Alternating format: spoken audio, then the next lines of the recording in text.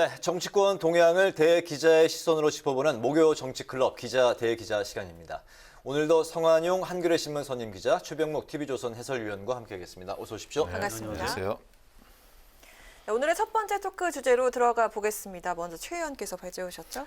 네, 뭐 잘 아시다시피 오늘 4.7 보궐선거 공식 선거운동이 시작이 돼 있습니다. 그래서 이제 여러 여론조사가 그동안에 많이 나왔었는데 오세훈 국민의힘 후보의 지지율이 고공행진을 벌이고 있었죠. 그래서 많은 관심사항은 이 지지율 고공행진이 언제까지 계속될 것인가, 뭐 이런 부분에 관해서 한번 논의를 해보자. 그래서 발제를 했습니다. 네. 네, 야권 단일화에 성공한 오세훈 후보, 오늘 안철수 후보와 함께 합동 선거 유세를 펼치기도 했습니다.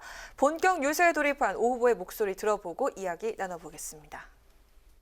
여러분께 약속드렸던 단일화를 어렵게 이루어냈습니다.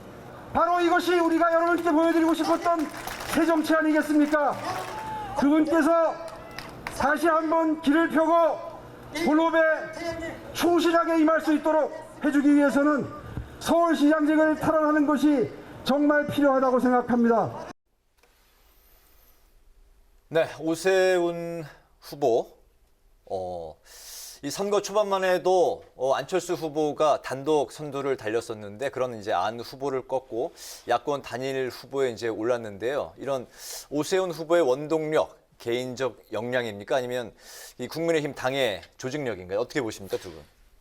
네, 기본적으로는 이제 저는 오세훈 후보는 국민의힘 이제 지원을 받고 있는 후보고 국민의당은 조직력이 아무래도 약하잖아요. 그런 점에서 본다면 아마 당의 조직력 여기에다가 플러스 저는 문재인 대통령의 어떤 지지율 하락 뭐 이거와 매우 밀접한 관련이 있다고 봅니다. 그렇다면 결국 LH 사태가 상당한 정도로 오세훈 후보든 안철수 후보든 네. 이 범야권의 지지율을 끌어올리는데 역할을 한 것 아닌가. 그러니까 일종의 LH 투기 의혹에 대한 반사 이익을 받았다. 그래서 이것이 증폭되면서 지금과 같은 지지율을 이룬 것이 아닌가 이런 생각이 듭니다. 네, 네. 2011년에 무상급식 주민투표 때문에 시장 자리를 내놨는데 지금 뭐 그 자리로 다시 돌아가는 건가요? 이게 어떻게 되는 건지 모르겠어요. 참 운명이 얄궂다 싶은데 한나라당에서는 그동안 오세훈 그러면 뭐 당원들이나 정치인들이 무슨 대역 죄인 취급을 했었어요.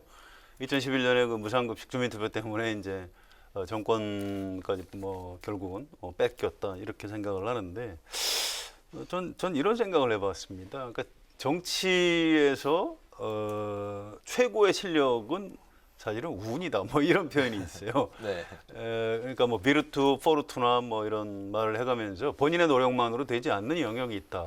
이제 오세훈 전 시장이 이번에 다시 그 중앙 정치 무대로 복귀하고 서울시장 당선 가능성이 굉장히 높은 이런 걸 보면서 그런 생각을 좀 해봤습니다. 이게 LH 사태 아니었으면 아마 안철수 대표가 야권 단일 후보가 됐을 것 같아요. 제1야당의 조직적인 힘을 받기 때문에 야권 단일 후보 경선에서 이겼다 이렇게 봐야 될 것 같고요. 지금 본선에서도 이제 그 탄력을 계속 받고 있는 것 아닌가. 뭐 오세훈 전 시장이 뭐 전생에 나라를 구하지 않았을까 이런 생각이 들 정도로 네. 아주 뭐 여러 가지 환경에 도움을 받는 것 같습니다. 네. 네. 오세훈 후보 선대위에 안철수 대표뿐 아니라 금태섭 의원까지 합류를 했는데요. 범야권 후보들이 반문 또 정권 교체로 한 배를 타는 그런 모양새입니다. 안철수 지지표가 오 후보에게 모두 갈까요? 그 효과 얼마나 크다고 보십니까? 예, 그렇습니다. 지금 후보 단일화 이후에 여론조사가 벌써 나오고 있죠. 그런데 뭐 거의 누수 없이 오세훈 쪽으로 다 가고 있어요.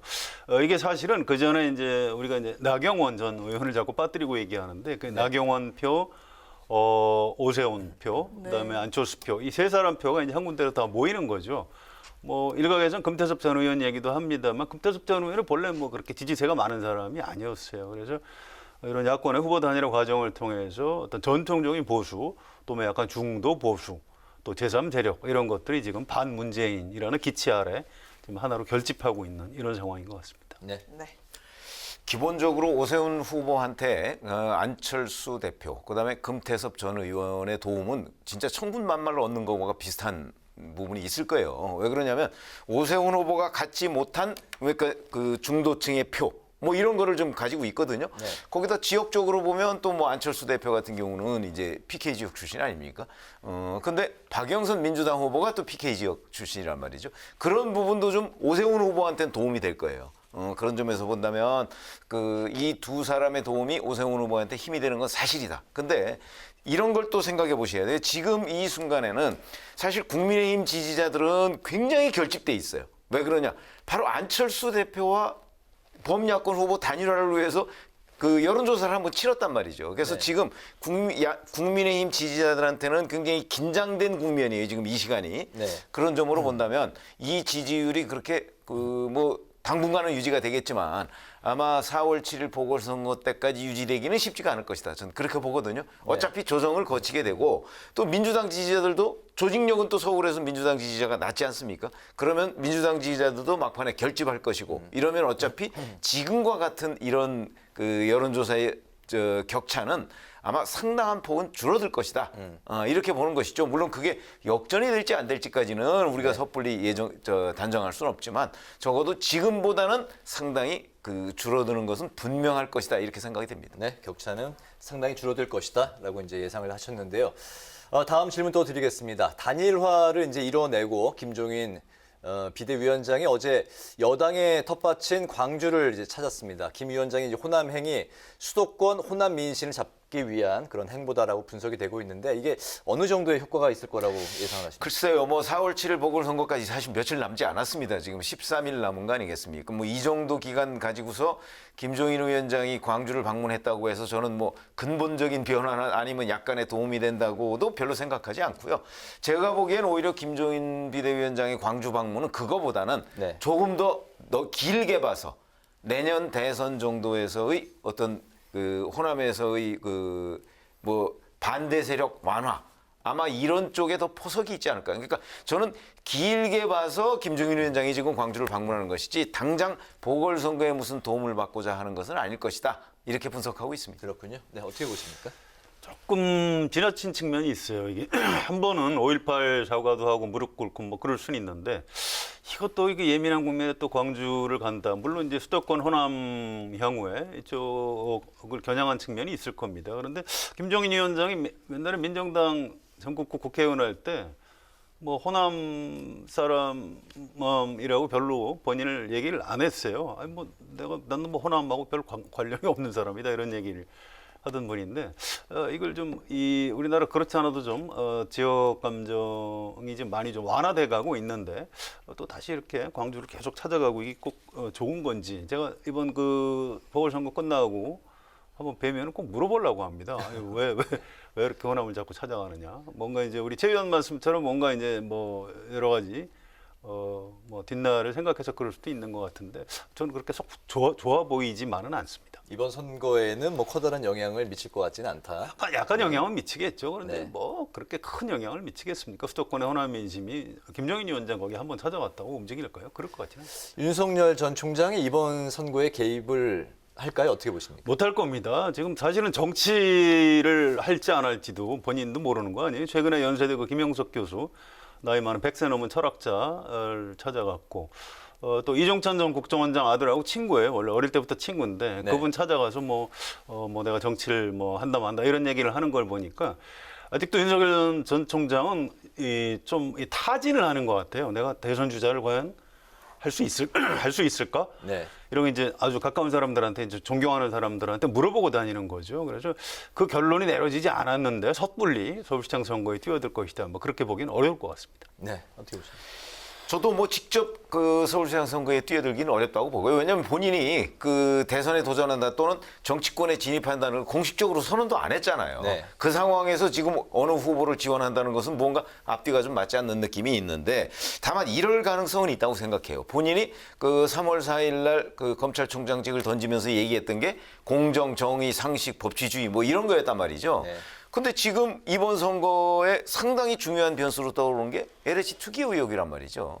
이 부분과 관련해서 이 투기 문제에 대한 어떤 본인의 소신, 뭐 이런 거는 저는 한 번쯤 그 더 드러낼 가능성이 있다고 생각해요. 왜냐하면 그렇게 되면 그 영향은 결국은 정부 여당에 약간 불리한 쪽 아니겠습니까? 네. 박영선 후보한테 아마 결코 유리하다고 얘기는 할 수 없을 거예요. 네. 아마 그런 차원에서 일종의 뭐 야당 후보에 대한 간접적 지원이겠죠. 네. 본인은 뭐 지원할 생각이 있는지는 모르겠으나 여튼 본인이 그런 공정과 정의 문제에 관한 입장을 한 번 더 얘기함으로써 아마 그 야당 후보에 대한 간접 지원 정도는 그런 메시지 정도는 나올 수 있지 않을까 이렇게 생각을 합니다. 직접적인 공세는 없을 것이다. 직접적으로는 좀 지원이나. 어려울 것이다. 왜냐하면 정치권에 들어간다 뭐 이렇게 선언을 하지 않은 상태이기 네. 때문에 아마 그건 어려울 것이라고 봅니다.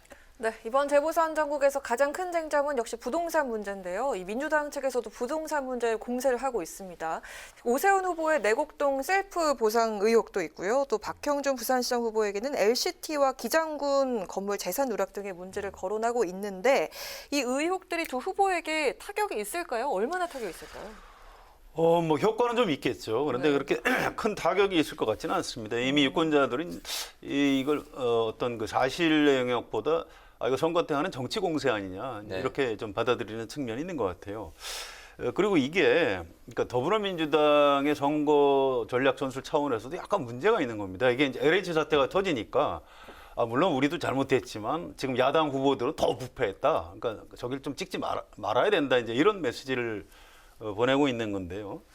지금 잘 생각을 해봐야 돼요. 지금 사람들이 화가 난 게 과연 문재인 정부하고 더불어민주당이 부패해서 화를 내는 걸까요? 저는 그건 아니라고 봐요.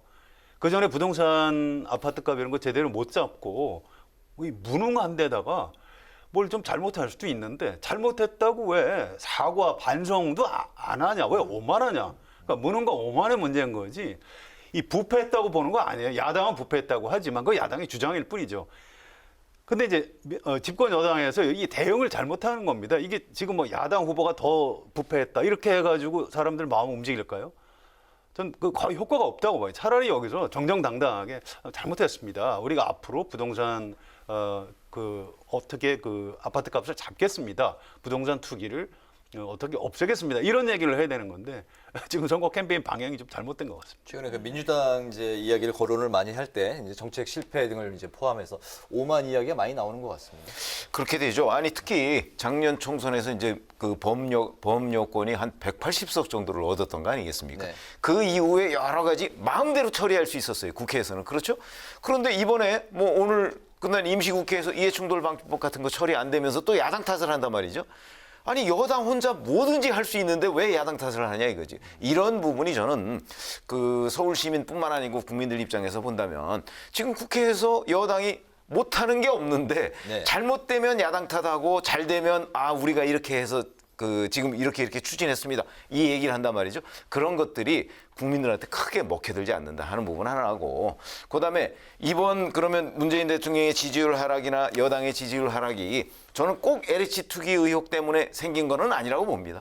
이게 누적된 거거든요. 부동산 정책 실패에 대한 누적 거기다가 또 약간 뭐 기름을 끼얹었다고 볼 수 있는 것이 바로 이 LH 투기 의혹이거든요. 그러니까 LH 투기 의혹 하나만 해결한다고 또 이게 뭐 지지율이 갑자기 올라가거나 그러는 것도 아니에요. 그런 관점에서 본다면 그 정말 전공법으로 뭔가 문제를 해결하겠다고 만약에 국민한테 호소했다면 국민들이 한 번쯤 더 눈길을 줄 수도 있는데 네. 그게 아니고 뭐 잘못되면 꼭 야당 탓하고 뭐 다른 제도 탓하고 뭐 아니면 전 정권 탓하고 저는 이런 대응 과정에 오히려 더 실망한 국민들이 많은 것 아닌가 이런 생각을 하게 됩니다.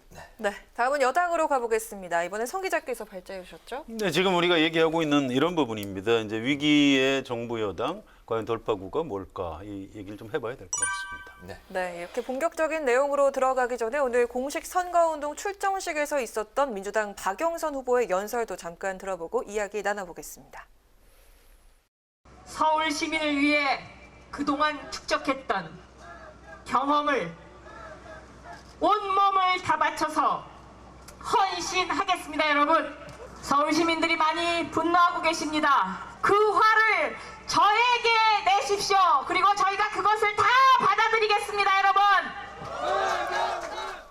네, 서울 시민들의 분노를 이제 본인이 다 받아들이겠다 이렇게 이제 연설에서 외쳤는데요. 박영선 후보가 어쨌든 각종 여론조사에서 최근에 이제 지지율이 이제 하락세인데. 하지만 이런 상황에서 민주당은 이른바 그 샤이 진보들이 있기 때문에 선거에서 승리할 수 있다. 이런 입장이고 박영선 후보도 하루에 2%씩 올릴 자신이 있다. 이렇게 언급하고 있는데요. 지금 이제 뭐 최근에 20% 가까이 이제 여론조사에서 뒤진 것까지 나타났는데 네.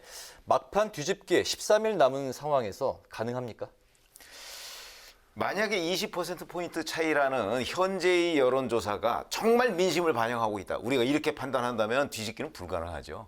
그러나 저는 여론조사는 여론조사의 한계가 분명히 있습니다. 거기다 아까 제가 말씀드렸듯이 지금 국민의힘 지지자들은 안철수 대표와의 그 여론조사 단일화 문제 때문에 상당히 비상이 걸려 있는 상황에서 지금 그러니까 저는 과대 표집돼 있을 가능성이 있다고 생각해요. 그러니까 네. 20%포인트 차이라는 이런 것들이 아마 당분간 유지는 될 거예요. 여기에 저는 오세훈 후보의 거품이 좀 있다고 생각하거든요. 거기에다가 이제 뭐 투표율 4월 7일이 평일입니다. 뭐 휴일이 아니고. 네. 그렇기 때문에 아무리 뭐 사전 투표를 한다고 해도 그런 부분에 관해서 이제 투표율이 과거보다 좀 낮을 가능성 뭐 이런 것까지를 감안한다면 아마 일정 부분 지금 박영선 후보가 좀 저평가돼 있다 이렇게 판단할 수 있을 거예요. 그러나 그런 것만 가지고서 지금 현재 뭐 그 뒤집는다 아닌다 이거는 좀 섣부른 감은 있지만 아까도 제가 말씀드렸듯이 아마 좁혀지긴 하겠으나 궁극적으로 뒤집기까지 가능할 것인가 이런 부분은 저희가 여기서 판단하기는 어렵죠. 아직까지는. 네네. 성 기자님. 민주당 의원들 특히 이제 서울 의원들한테 좀 물어봤어요. 그랬더니 이런 얘기를 하더라고요. 이게 약간 숨어 있는 여당 지지표가 항상 있긴 있대요. 그런데 선거라는 게 그렇다고 합니다. 특히 서울 같은 경우에는 명분이 있어야 된다는 거예요. 그러니까 명분이 먼저고 조직이 그걸 이제 따라가면서 뒷받침해주는 이게 이제 전통적인 서울 선거라는 겁니다. 그래서 지금 이렇게 명분 싸움에서 너무 밀리기 때문에 조직력으로 이거를 만회하기는 참 쉽지가 않다 이런 얘기를 하고 있어요. 그래서 2010년에 이제 오세훈 한명숙 이렇게 두 분이 이제 서울시장 선거를 치렀을 때 여론조사에서 한 20%포인트 차이로 오세훈 그 당시 후보가 앞서 있었습니다. 그런데 실제 개표를 해보니까 거의 근접했었거든요. 그래서 뭐 이번에도 이제 그런 일이 있을 수 있다. 아무튼 포기하지 말고 열심히 하자 이런 얘기들을 이제 민주당 의원이나 당원들이 하고는 있는데 명분 싸움 고공전에서 워낙 밀리기 때문에 따라가는 데는 좀 힘에 겹다 이런 표현들을 하고 있습니다. 네. 네, 그런데 최근 이해찬 전 대표와 임종석 전 비서실장의 발언이 논란이 되고 있는데요. 이 전 대표는 재보선 거의 다 이긴 것 같다라는 말을 했고요. 임 전 실장은 연이틀 박원순 전 시장 옹호 발언을 이어갔습니다. 이런 행보가 박 후보에게 독이 되지 않겠습니까? 이미 독이 되고 있는 것 아닌가 싶은 생각이 네. 들어요. 우선 이해찬 전 대표의 경우에는 사실은 그 약간 변명의 여지가 있죠. 왜냐하면 저게 법률야권 후보 단일화되기 직전에 저 얘기를 한 거거든요. 네. 그러니까 아마 그때는 단일화가 안 될 것이다 이렇게 판단을 한 것으로 보여요. 그래서 거의 다 이겼다. 이런 식으로 아마 그 주장을 한 것으로 보이는데 사실은 그 직후에 단일화가 됐지 않습니까? 네. 그러니까 이제 상황이 변한 것이고 네. 그러니까 이해찬 전 대표는 뭐 설명은 돼요. 뭐 단일화가 안 되면 박영선 후보가 이길 가능성도 있었던 것 아닌가요? 그러니까 설명은 되는데 이제 임종석 전 대통령 비서실장의 경우가 이제 좀 이게 미스터리예요. 왜 지금 이 시점에 굳이 박원순 전 시장 얘기를 자꾸 끄집어내서 두둔을 할까? 지금 박영선 후보로서는 박원순이라는 이름 석자가 나오는 것 자체가 정말 아주 그 악재가 별로 될 수 있는. 악재가 될 수 있는 상황인데 네. 그 얘기를 좀 한단 말이죠. 같은 당, 그 같은 진영 내에 있는 사람이 그게 좀 미스터리인데 그런 점에서 본다면 아마 박영선 후보 입장에서는 임종석 전 실장이 굉장히 밉겠죠. 그래서 뭐 전화도 안 한다 이렇게까지 얘기를 했더군요. 네. 네. 그게 이제 이런 면이 있을 거예요. 이제 왜 그러는지 저도 이제 궁금해서 좀 물어봤는데 워낙 고정적인 지지층이 자신감을 잃었기 때문에 좀 자신감 회복을 위해서 이제 드링크제를 좀 줄 필요가 있다 이런 용도라고 합니다. 그런데 그러므로 해서 좀 약간 중도층이라고 할까요? 이제 이런 계층에서 오히려 좀 약간 그 거부감을 또 갖게 되는 이런 마이너스 효과도 있다고 그래요. 그래서 이제 플러스 효과, 마이너스 효과를 다 따지면은 아무래도 마이너스가 좀 더 큰 것 같기 때문에 후보 본인도 이제 그만해달라 이렇게 요청을 하고 있는데 아무튼 지금 워낙 여론조사 이런 데서 많이 밀리다 보니까 어떤 자기 진작용으로 뭐 그런 얘기를 좀 한 것 같다 이렇게 분석을 하고 있습니다. 그렇지만 결과적으로는 마이너스로 작용을 할 것 같다는 해석이 많이 있는 것 같습니다. 야권에서는 박영선 후보 배우자 도쿄 아파트 문제로 이제 공세를 펼치고 있는데 박영선 후보는 처분했다 이렇게 얘기를 했지만 여전히 등기가 남아 있는 문제 그리고 이제 줄어든 아파트 가격으로 이제 신고로 인한 재산 축소 의혹 문제 그리고 임대소득세 납부 여부 등이 계속해서 이제 거론되고 있고 공세를 펼치고 있는 사안입니다. 이 사안이 이번 선거에 어느 정도 영향이 있을까요? 이거 어떻게 보세요? 이런 얘기 안 하는 게 좋아요. 이거 사실 복잡해서 사실관계 규명도 안 되고요. 이것도 이제 그 선거 앞둔 정치 공세인 겁니다. 지금 야당에 대해서 뭐 자꾸 친일파라고 그러고 누가 뭐 토착 외구 이렇게 하니까 아니 그게 아니고 일본에 부동산 가진 사람은 박영선 후보다. 그러니까 우리가 아니고 박영선이 친일파나 토착 외구 아니냐 이제 이런 얘기를 하고 싶어 네. 하는 건데 아니 몇십 년 집권 경험이 있는 보수 우리나라 제일 야당에서 이런 식의 캠페인을 이 보수 야당을 친일파나 토착 외구로 생각하는 사람이 도대체 얼마나 되겠습니까? 이런 식의 공세 이게 전혀 좋지 않고요. 야당도 이제 이런 거 자꾸 얘기하면 그 좀스럽다 이렇게 표현할 수밖에 없습니다. 좀 당당한 자세로 선거를 치렀으면 좋겠습니다. 네. 글쎄요, 뭐 선거가 워낙 격화되다 보니까 서로 이제 상대방을 공격하는 거 아니겠습니까? 근데 이제 사실관계가 굉장히 중요하죠. 뭐 어디에 무슨 땅이 있다는 것만 가지고서 어쩌니 저쩌니 이렇게 공격하는 것은 아마 유권자들이 별로 동의하지 않을 거라고 저는 생각합니다. 네, 네. 마지막으로 두 분의 한 줄 논평 한 마디씩 듣고 마무리하겠습니다. 오늘은 최 의원님부터 할까요? 네, 아까 이제 뭐 샤이 진보 얘기가 있지 않습니까? 네. 처음 들어보셨죠? 과거에 샤이 보수 얘기를 많이 들어봤는데 네. 그런 점에서 본다면 저는 샤이 보수든 샤이 진보든 없다고 봅니다. 다만 여론조사의 한계가 있다 이렇게 보거든요. 그래서 제가 오늘 한 줄 논평은 유권자는 샤이하지 않다 이걸 한 줄 논평으로 하겠습니다. 네. 이 이제 네거티브 캠페인을 자꾸 하다 보면 유권자들이 아유 여당이나 야당이다 다 이제 그놈이고 아 선거 뭐하러 해? 난 저 투표 안 할래 이런 사람이 많아집니다. 이렇게 반정치주의가 확산이 되면 민주주의가 무너지는 거예요. 그래서 제발 좀 여야에 제가 이제 부탁을 하고 싶기 때문에 오늘 한 줄 논평 네거티브 캠페인 좀 하지 말라 이렇게 하겠습니다. 네, 잘 알겠습니다. 오늘 목요 정치클럽 기자 대 기자는 지금까지 13일 남은 서울시장 보궐선거 판세와 쟁점을 중심으로 최병목 TV조선 해설위원, 성한용 한겨레신문 선임 기자와 함께했습니다. 오늘 두 분 말씀 잘 들었습니다. 고맙습니다. 고맙습니다.